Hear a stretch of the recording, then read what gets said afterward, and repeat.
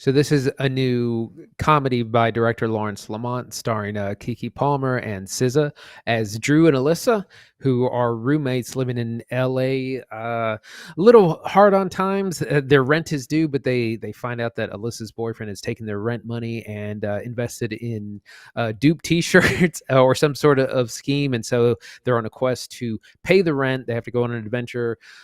Drew's got a job interview to try and make. They got to get money together for the rent, or they'll get evicted by the end of the day. It's a very kind of Friday-esque adventure in LA. Lots of goofiness, lots of fun. We learn lessons along the way, and that's kind of where it started. It's very basic. This kind of movie used to be made a lot more. You know, we got to do XYZ to pay for the rent or to save the whatever. The kind of movie that hasn't been made in a long time. But I think a lot of this works. And Zach, what do you think? I like One of Them Days. I think it's a great time at home. I think if I had watched it in theaters, I probably would have been not as into it because it does end up dragging in the second half. They do this great thing right at the jump, where Drew's like, "Hey, we got to get rent money. We got to figure this out." They lose their rent money for one silly reason or another, involving a goofy boyfriend character, and like it sets a timer at the start. It's like, boom, puts it on screen a title card, like 9 hours till rent is due, right? And then as they like go through these funny happenstances throughout the day, goofy situations, got to outrun a cop, got to find the boyfriend who's got the money and figure out a stupid scheme.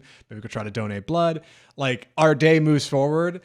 But then, like, for one reason or another, they kind of move away from doing that, and it sets the pace off real weird in the last bit, and ends up feeling a lot longer than, like, 90 minutes. Keke Palmer's a lot of fun. Sis is good, dude. She probably needs to do more. She's not a bad first entry. One of them days. Let's talk about it. Where do you want to jump in here? Let's start with performances. Keke Palmer is always hilarious. She was, of course, in Jordan Peele's Nope.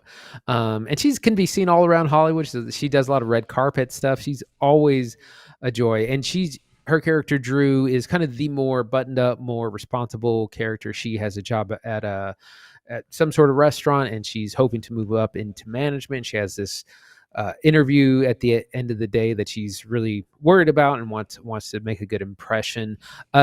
She's just like a joke a minute. Her facial expressions, everything's just a lot of fun. Her delivery is like she's always a joy no matter what she's in. SZA, who is known more as a rap and music artist, again, her first feature does really well. A lot of times people forget that musicians or musical artists like this, they have a lot of stage presence and a lot of kind of performance experience. So it's a matter of just kind of transferring it to the screen. Her character is a little bit more laid back. She doesn't really have a job. She's got this boyfriend that's kind of bumming off her as well, and a lot of funny moments. But she's an artiste. She paints a lot. She just kind of goes with the vibes, and she's like, "No, we're gonna figure it out. It's gonna be okay." We have a couple of cameo appearances by Lil Rel Howery, who you might recognize from Get Out, as a funny character there. The great Cat Williams makes a couple of appearances, who takes acting very, very seriously, and he only has a few scenes, but he's very funny in all of them. So Yeah. it's a good cast all around. Cat Williams steals every scene he's in this movie. Like as soon as he shows up, it's a laugh. He's fantastic. Perfect level of sarcasm. Keke Palmer's great as like the idyllic Drew, who's got aspirations and like is really good at her job and just kind of wants to move on and go ahead, but feels kind of pulled back by Alyssa, who is not necessarily that way and is much more like just living life as she can do it. Great buddy comedy. Big. Super bad, book smart vibes. And it's funny because director Lawrence Lamont, who previously has basically done a lot of music videos and a bit of television, this is his first big directorial feature. He said that he had based this heavily on something like Friday or Super Bad. It's weird. I thought this was like a nostalgia remake. I figured this was just a remake of something that had already come from like the 90s. And it was actually really cool to hop on IMDb like, oh no, this is totally an original. This is not from something else. This is just kind of inspired by these genre elements of other movies that have come before. And that makes it feel really familiar in a way that's cool, like, and welcoming and comforting. Like you watch a mid-budget indie comedy like Stuber from a couple years ago, and you're kind of like, okay, it's a guy who drives an Uber and he's driving around Dave Bautista. Yeah, fine. You watch something like this and it's like, oh, I feel like I can connect with what this is doing. Like this makes sense. And it's such a basic human need. We got to pay the rent by 5. It's it. Just it's the first. I just got to get rent money. All right. Like if I can get through today, I'll make it through tomorrow. And I think that's hopeful in a way that a lot of folks just want to sit down and watch a 90-minute comedy can get into. Easy. You can get on your phone for half of it. You can stay tuned in. Not too bad. I was going to mention that Maud Apatow is in this, daughter of the famous Judd Apatow, has a small role in this as a kind of a gentrifier of the apartments that they're living in. We have a fun series of little plots. They try different schemes to get the rent money. First, they go to a payday loan place where Cat Williams is trying to get people to not go in, and that we have some fun in games there. They tried to donate plasma, and like their phlebotomist it's her first day and she's having a whole lot of trouble finding those veins.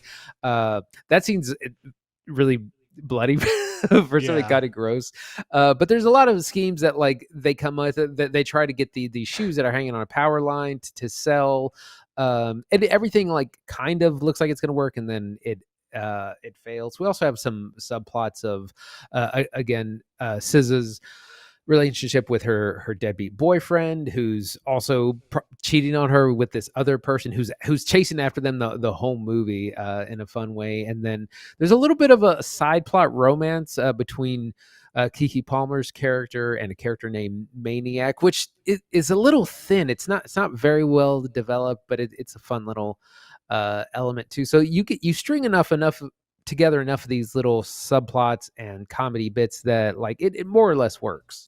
Yeah, I enjoy the like unmoral fringes that these characters dabble in, right? Like if they need something from another character, rather than ask, like, let's just go steal it while they're not looking. You know what I mean? Like, or they need to give something to somebody and don't have a good way to do it. Well, I'll just stick it in their car when they're not looking. Like this kind of like doing the right thing but going about it the wrong way makes for a lot of good comedy. And Keke and SZA are a great time between the two of them. I read that their first scene acting together was like when the two of them are arguing late in the movie, and the rest of it just kind of came together from there. Like they play off each other real good. I figured they knew each other like well before they shot the movie, but they seem to just get like they just have really good chemistry. They get along real well. Like they're funny. They're funny in just the right way. And again, Keke Palmer does a really good job of bringing her experience where SZA doesn't have it. Like the two of them put out something fantastic here. Probably we'll get a sequel. I was reading it did pretty good at the box office, all things considered, because it was a cheap shoot. Like they could make another one of these things. Like I think people would go see it. Yeah, for sure. And again, it's in that same vein of things like Friday, and it's gender swapped essentially because those movies are generally like the last few were Ice Cube and Chris Tucker, and them going on a series of adventures. And so it's nice to kind of see just a swapped version of that with two female leads. One of them days did go on to make 51 million off a $5 million budget, $10 million budget. So it's done really well. 10 times its money back. Yeah. Yeah. So we'll definitely probably be getting more of maybe this kind of movie, or again, this is what we've said a lot of, that the Hollywood has to make more money off smaller budgets, because these huge, like these big expensive 70, 80, $100 million movies, they're a huge risk. Yeah. It's cool, man. Yeah, like I said, it's something smaller, something a bit more intimate. It got stuck in January, like a lot of stuff gets stuck in January, because you don't figure it's going to make awards season, and it's not going to make a big splash in the summer and can't compete with the heavy hitters. But slide this thing over on streaming, like let people like us watch it. It's a good time. We saw it on Netflix, and it's worth mentioning, by the way, that you have to have the premium Netflix. You gotta have the premium Netflix tier. You can't if you're on a low tier, you can't watch it, because that's where we're at now, which is so lame, dude. Remember when everybody used to watch everything on Netflix? So yeah, if you're gonna watch on Netflix, you're gonna have to make sure you got like the tuned up version, which is so dumb, but that's how they're doing. I remember I did investigate that because Spider-Verse was the same way, and it's a licensing thing where certain properties, usually newer ones, aren't eligible for ad revenue generation. Like you only subscription revenue, not ad revenue, and so that's why it's locked if you have an ad tier version of Netflix. I kind of get it. I don't know. Anyway, one of them days, it's over on Netflix. You can check it out now. I got to know, Andy, would you recommend One of Them Days? Yeah, it's a lot of fun. It's a quick 90 minutes. Our leads, SZA and Keke Palmer, are great. It's a lot of fun. It's silly. It's not too serious. It's the kind of thing that would go over better in a bigger group, probably like a full theater, or you get a few people together to watch on the couch. Probably have a little bit better time. But it's a lot of fun. It made good money. We're probably going to see more of these, so I'd recommend. Yeah, would recommend. Keke Palmer's great. SZA's great. Director Lawrence Lamont's a good time. Great movie to hang out with. Put on at a party. Watch with your buds. Like rocks. One of them days is good stuff.